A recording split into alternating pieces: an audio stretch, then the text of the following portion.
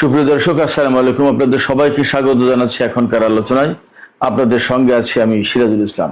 দর্শক, বিশ্ব রাজনীতির দাবার ছকে কি নতুন চাল দিল চীন ও রাশিয়া? একদিকে শুরু হয়েছে দুই পরাশক্তির যৌথ মহড়া, অন্যদিকে প্রশান্ত মহাসাগরে চীনের সাবমেরিন থেকে ছোড়া হয়েছে পারমাণবিক অস্ত্র বহনে সক্ষম ব্যালিস্টিক ক্ষেপণাস্ত্র। এতে ক্ষুব্ধ জাপান, অস্ট্রেলিয়া ও নিউজিল্যান্ড। তাহলে কি ইন্দো প্যাসিফিকে শুরু হতে যাচ্ছে নতুন শক্তির সংঘর্ষ? আর আমেরিকার জন্য এর অর্থ কি? আজকের বিশ্লেষণে জানবেন পুরো চিত্র। দর্শক, বিশ্ব পরিস্থিতি এখন আমরা সবাই জানি টালমাটাল। মধ্যপ্রাচ্যকে কেন্দ্র করে পশ্চিমা রাজনীতি ভীষণভাবে উত্তপ্ত। বিশেষ করে আমেরিকা, ইসরায়েল এবং ইরানের মধ্যে প্রচন্ড রকমের সামরিক উত্তেজনা। ইরানের পাশে চীন এবং রাশিয়া রয়েছে, একথা সবার জানা। যখন মধ্যপ্রাচ্য নিয়ে আমরা সবাই ব্যতিব্যস্ত, তখন পূর্বাঞ্চলে অর্থাৎ বিশ্বের পূর্ব দিকে চীন এবং রাশিয়া যৌথ মহড়া শুরু করেছে। একদম পুরো এক সপ্তাহ ব্যাপী চলবে এই মহড়া। 6 তারিখ অর্থাৎ আজ 6 জুলাই 2026 এই দিনে শুরু হলো চীন এবং রাশিয়ার যৌথ মহড়া। এই মহড়া চলবে আগামী 13 জুলাই পর্যন্ত। এরপরে এখানে কিন্তু শেষ কথা নয়।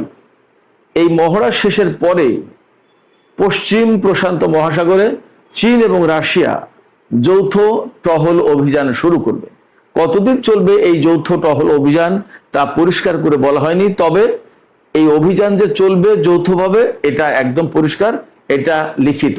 প্রশ্ন আসছে, এই যে যখন বিশ্ব যথেষ্ট উত্তেজনা, মধ্যপ্রাচ্য নিয়ে যখন অনেকটা অগ্নিগর্ভ রাজনীতি এবং সামরিক নীতি, তখন পূর্বাঞ্চলে বিশ্বের পূর্ব অংশে এই যে মহড়া, এই যে যৌথ টহল প্রশান্ত মহাসাগরে, আসলে এগুলো আমেরিকা বা তার মিত্রদের জন্য কি বার্তা দিচ্ছে? রাশিয়া আসলে কি বার্তা দিতে চায়? চীন কি বার্তা দিতে চায়? দুই দেশ সম্মিলিতভাবে যৌথভাবে আমেরিকার জন্য আসলে কি বার্তা দিতে চায়, কি করতে চায় তারা?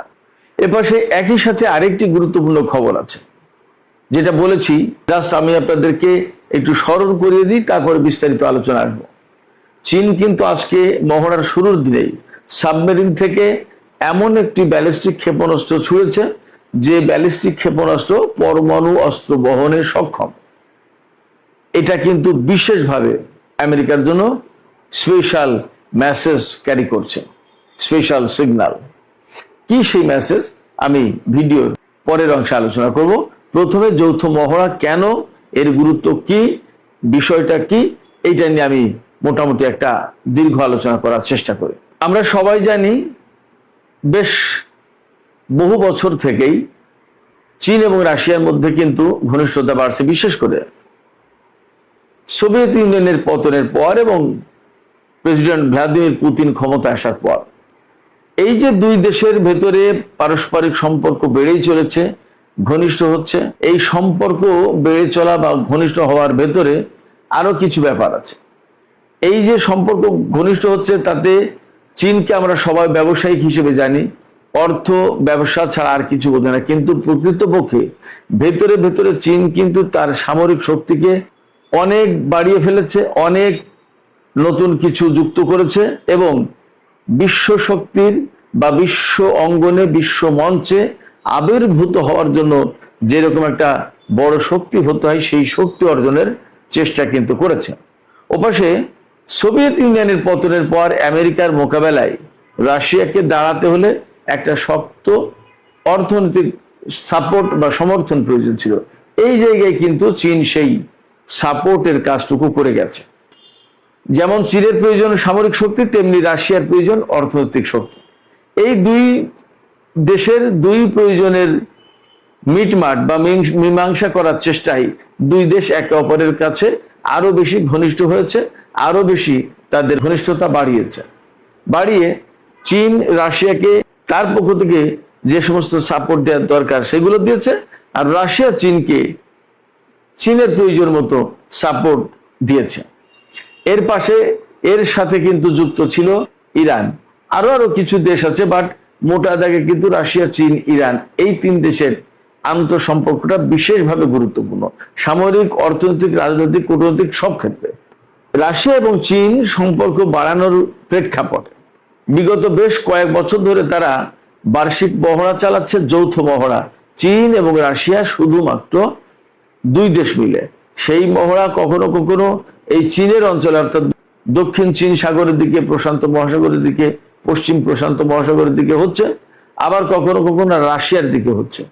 যাই হোক, এবারে যে মহড়া হচ্ছে, এই মহড়া মূলত চীনের উপকূলীয় অঞ্চল বা চীনের পানিসীমা থেকে শুরু করে এই মহড়া শুরু হচ্ছে পশ্চিম মহাসাগরে। তার মানে এই যৌথ মহড়া পরিচালনার জন্য রাশিয়া তার নৌবাহিনীকে এখানে পাঠিয়েছে। কি কি পাঠিয়েছে রাশিয়া? রাশিয়া পাঠিয়েছে 5 থেকে 7টা নৌ ইউনিট, কয়েকটি frigate, corvette, diesel engine submarine এবং রেস্কিউ সাপোর্ট শিপ। এর পাশাপাশি রয়েছে সম্ভবত কিছু যুদ্ধ বিমান। আর চীন এই যৌথ মহড়ায় কি কি মোতায়েন করেছে সেটাও একটু জেনে নিই। চীন মোতায়েন করেছে 10টির মতো যুদ্ধ জাহাজ, 2 থেকে 3টি ডেস্ট্রয়ার, কয়েকটি ফ্রিগেট এবং করভেট, কয়েকটি সাপোর্ট এবং রেস্কিউ শিপ। এখন এই মহড়ার গুরুত্বটা কোথায়, মানে কেন এই মহড়া পরিচালনা করা হচ্ছে? আমরা সবাই জানি ভারত এবং প্রশান্ত মহাসাগরীয় এলাকায় আমেরিকা এবং তার মিত্রদের, বিশেষ করে ভারত, অস্ট্রেলিয়া, নিউজিল্যান্ড, জাপান, এই সমস্ত দেশের সামরিক উপস্থিতি ক্রমেই বেড়ে চলেছে। এইগুলোর জবাব হিসেবে মূলত রাশিয়া এবং চীন তারা এই মহড়ার আয়োজন করেছে। এছাড়া কিছুদিন আগে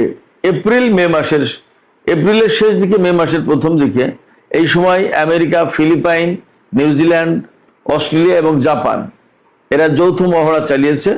এই মহড়ার একটা অঘোষিত জবাব হচ্ছে রাশিয়া এবং চীনের এই যৌথ মহড়া।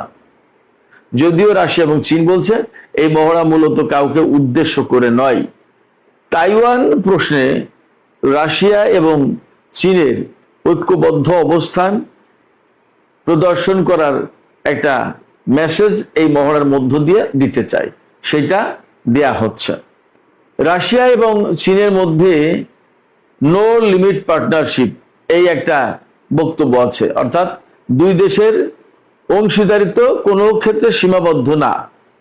এই কথা একদম আক্ষরিকভাবে প্রমাণ করার জন্য এই যে যৌথ মহড়া শুরু করা হলো বা শুরু করা হচ্ছে বা চলছে, অর্থাৎ রাশিয়া এবং চীন তারা দেখাতে চায় এই যে অংশীদারিত্ব বা মিত্রতা, এটা শুধুমাত্র অর্থনৈতিক ক্ষেত্রে তা কিন্তু নয়, সব ক্ষেত্রে, সামরিক ক্ষেত্রেও। এছাড়া আমি যে একটু আগে শুরুর দিকে বলছিলাম যে প্রশান্ত মহাসাগরে চীন এবং রাশিয়া যৌথ টহল অভিযান শুরু করলো। এই টহল অভিযানের মূল লক্ষ্য হচ্ছে যে তারা দেখাতে চায় যে প্রশান্ত মহাসাগরের মতো গভীর সাগরে চীন এবং রাশিয়া যৌথভাবে দীর্ঘমেয়াদী টহল অভিযান বা মহড়া বা তাদের উপস্থিতি বজায় রাখতে সক্ষম, মহড়া চালাতে সক্ষম, টহল অভিযান চালাতে সক্ষম। এই মহড়ার মধ্য দিয়ে আসলে চীন এবং রাশিয়া বিশ্ববাসীকে কি বার্তা দিতে চায় সেটাও কিন্তু আলোচনার দাবি রাখে। এখানে দুই দেশ যৌথ মহড়ার মাধ্যমে সারা বিশ্বকে সবচেয়ে বড় যে বার্তা দিতে চায় সেটি হচ্ছে চীন এবং রাশিয়া কৌশলগতভাবে একই ফ্রন্টে দাঁড়িয়ে আছে। এছাড়া এককেন্দ্রিক মার্কিন বিশ্ব ব্যবস্থা বা নিরাপত্তা ব্যবস্থা আমরা যাই বলি, তার বিকল্প শক্তি হিসেবে চীন এবং রাশিয়া তাদের নিজেদেরকে প্রতিষ্ঠা করতে চায়, প্রমাণ করে দিতে চায়। বিশ্ববাসীর কাছে তারা এটাও একটা বার্তা দিল যে শুধুমাত্র আমেরিকা নয়, বিকল্প শক্তি হিসেবে চীন এবং রাশিয়া উঠে আসছে। তার মানে এখানে পরিষ্কারভাবে যে এককেন্দ্রিক বিশ্ব ব্যবস্থা বা একমুখী যে নিরাপত্তা ব্যবস্থা, এই নিরাপত্তা ব্যবস্থা এবং বিশ্ব ব্যবস্থাকে চ্যালেঞ্জ করে তার বিকল্প শক্তি হিসেবে নিজেদেরকে দাঁড় করাচ্ছে। এখান থেকে মূলত তারা একদম পরিষ্কার বার্তা দিতে চায় যে ইন্দো প্যাসিফিকে পশ্চিমা জোট এককভাবে তাদের আধিপত্য বিস্তার করে থাকতে পারবে না।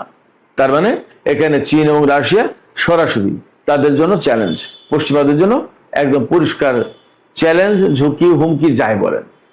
এই যে দুই দেশের যৌথ মহড়া, এই যৌথ মহড়ার থেকে আমরা যে সমস্ত বার্তা তা তো পেলাম, গুরুত্ব কি এটাও মোটামুটি কম বেশি বুঝেছি। এখানে আমি আরেকটু বলি, ইরানের সাথে আমেরিকার যে যুদ্ধ, এই যুদ্ধের সবচেয়ে বড় যে ঝুঁকিটা চীন এবং রাশিয়ার জন্য, সেটা হচ্ছে এই যে ভেনিজুয়েলার তেল সম্পদ আমেরিকার দখলে নিয়ে ফেলেছে। ইরানকে যদি কবজা করে ইরানের তেল সম্পদ, জাতীয় খনিজ সম্পদ, সমস্ত সবকিছু যদি দখল করে নিতে পারতো আমেরিকা, এবং মধ্যপ্রাচ্যে তার একদম অবাধ প্রভাব প্রতিপত্তি বিস্তার করতে পারত, তাহলে চীনের কিন্তু মধ্যপ্রাচ্যে প্রবেশাধিকার একেবারে সীমিত হয়ে পড়ত। তখন আমেরিকা চীনকে এক ধরনের কৌশলগত ফাঁদে ফেলে দিত।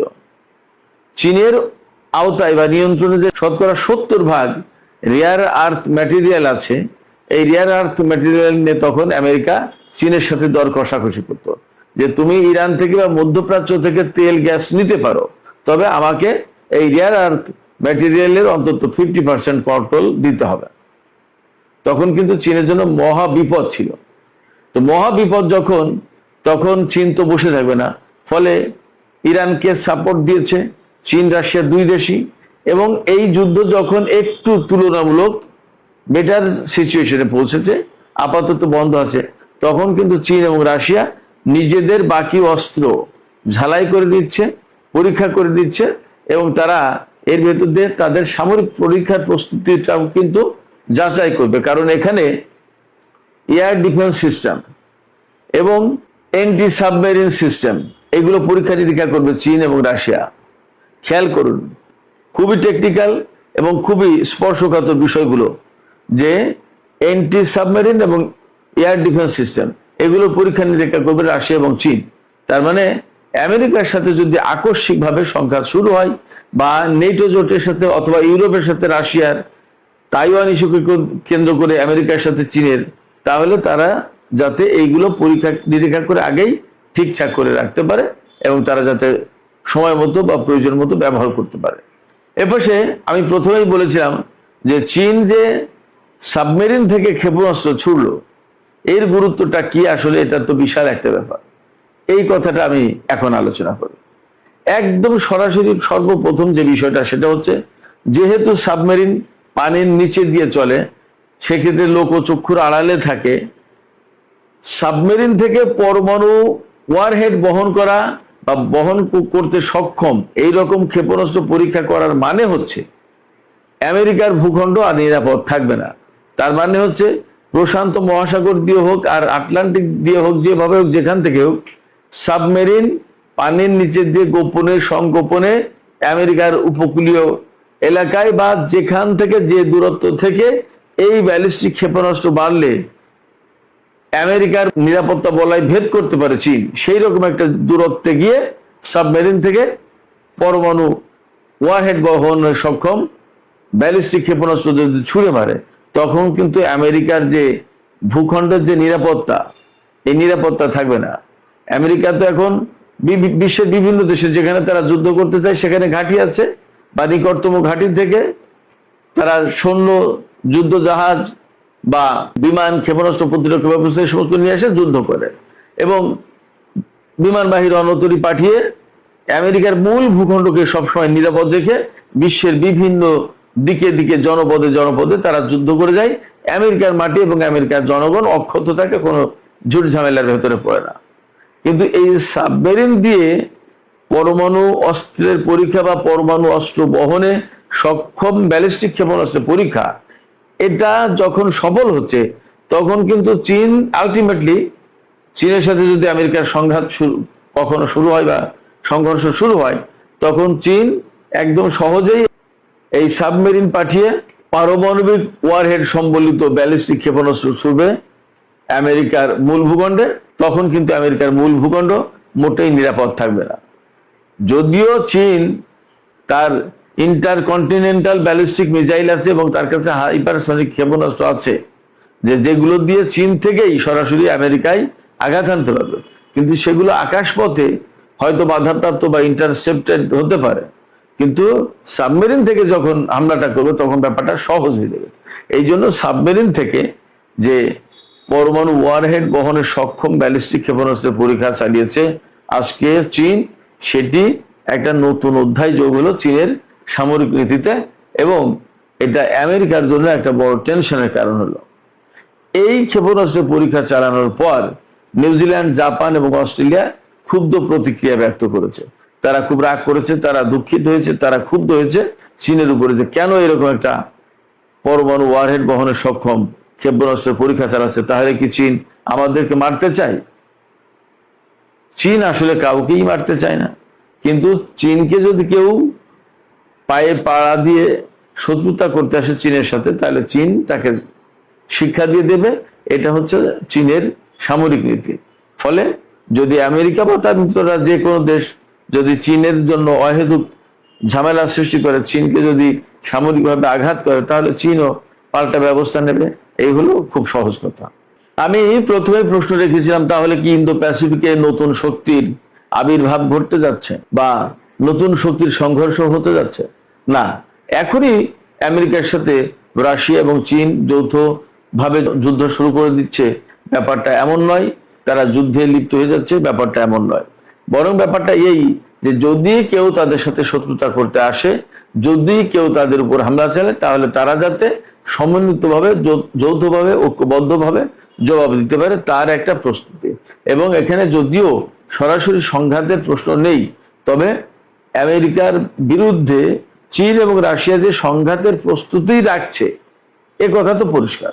এবং এই যে চীন এবং রাশিয়ার যৌথ পহড়া, যৌথ প্রস্তুতি, যৌথ টহল, যাই বলি, এই সমস্ত সবকিছুর মূল লক্ষ্য কিন্তু আমেরিকা, তাতে কোনো সন্দেহ নেই। যদিও রাশিয়া এবং চীন তারা বলছে আমাদের এইরকম সুনির্দিষ্ট কোনো দেশকে টার্গেট করে এই মহড়া চালাচ্ছি না, আমাদের এই মহড়া নয়, কিন্তু বাস্তবতা হচ্ছে চীন এবং রাশিয়ার মূল প্রতিদ্বন্দ্বী কে, এটা আমরা সবাই জানি। চীন এবং রাশিয়ার মূল প্রতিদ্বন্দ্বী হচ্ছে নেটো বাহিনী এবং আমেরিকা। অতএব তাদের যত যা প্রস্তুতি, সমস্ত সবকিছু যে আমেরিকাকে লক্ষ্য করে বা নেটো বাহিনীকে লক্ষ্য করে, তাতে কোনো সন্দেহ নেই। এখানে আঞ্চলিক দেশ হিসেবে যদি নেটো জোটে যোগ দিয়ে নিউজিল্যান্ড, অস্ট্রেলিয়া বা জাপান তারা যদি কিছু করতে চায়, বা আমেরিকার সাথে কোনো নতুন জোট করে তারা যদি চীনের বিরুদ্ধে কিছু করতে চায়, তাহলে তাদের জবাব দেওয়ার জন্য চীন রাশিয়ার মৈত্রী বা অটুট বন্ধন কাজে লাগবে।